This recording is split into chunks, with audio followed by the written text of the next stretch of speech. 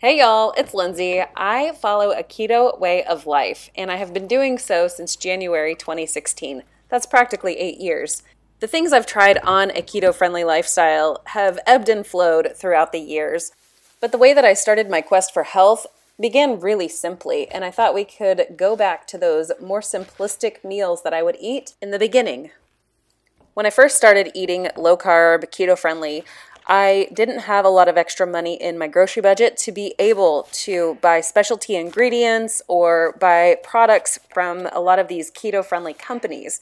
So I stuck to a lot of the inexpensive items in the store, things like the cabbage and eggs. Those were always budget friendly for me. And even to this day, I still love to fry up cabbage. I'm using some of my home rendered beef tallow here. I do have a video showing you how I did that if you're curious. But in the beginning, I just used store brand butter. It worked. It was filling. The shredded cabbage really gives you a lot of bulk if you are one who needs a lot of food in your stomach to feel satisfied. But it also is a fantastic vehicle for salt. Salt is one of my most favorite seasonings.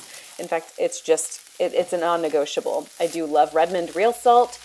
I have an affiliate link and a discount code down in my description box below if you would like to get some for yourself and save a little bit of money. However, if buying Redmond Real Salt is not in your budget, do not feel like a failure.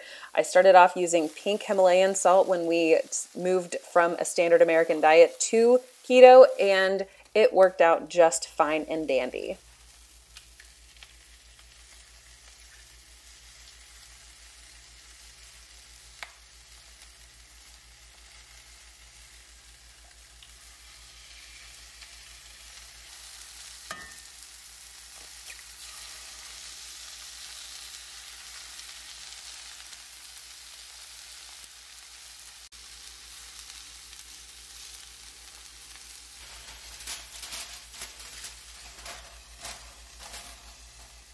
One of the best ways I helped out my grocery budget was by not buying condiments, but making them myself.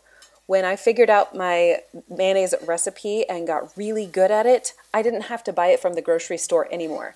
If you're familiar at all, I put mayonnaise on almost everything that I can. I love mayonnaise. It is absolutely my most favorite condiment of all. I have multiple videos here on my channel showing you how I do that if you're curious. I'm trying not to be hyperbolic, but I believe that it saved us thousands of dollars in mayonnaise by me learning how to make it 8 years ago.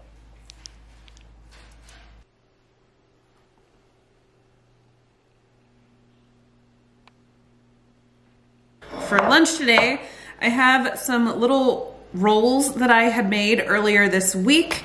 I toasted them in my air fryer, and I've got a bunch of a hot chicken salad here. I made this in my Instant Pot. It's just chicken breast that I shredded up and mixed in a bunch of my homemade ranch. And then I also added in some cream cheese to the mix when I originally made this. This is leftovers. So I'm gonna make this into some chicken salad sandwiches. And because it is leftovers, it is a little bit dry. And I'm gonna add a little bit more of my ranch to that. This is about 6 ounces.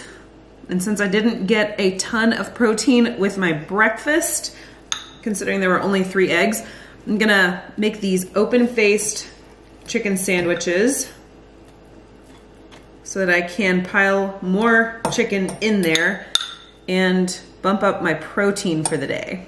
Here you see the open-faced sandwiches with some ranch. That ranch recipe is here on my channel somewhere. And I did cut up some bell peppers to go alongside that.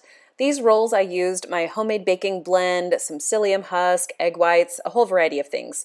I slowly built up my pantry as my budget allowed, which gave me a lot more flexibility in my keto-friendly way of life.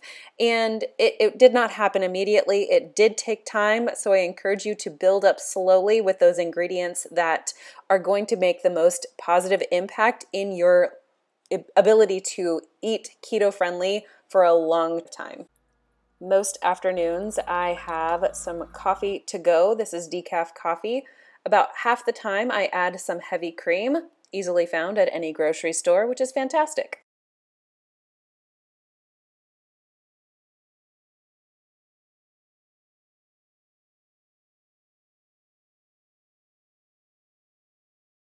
In the beginning, we did not afford steak very often, but when we did, man, was it amazing. I love Brussels sprouts, and cauli mash is a fantastic side dish to help stretch some of those meats farther. I know on a keto diet, we want to make sure that we are getting loads of fatty meat and making that our priority. But if your budget is small, it can be really tricky to feel full on a smaller amount of meat.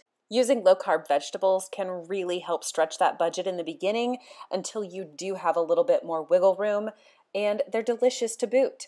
I really appreciate you being here with me on this What I Eat in a Day video, going back to some simple meal ideas that don't require a lot of extra expense, and I hope to see you in my next one.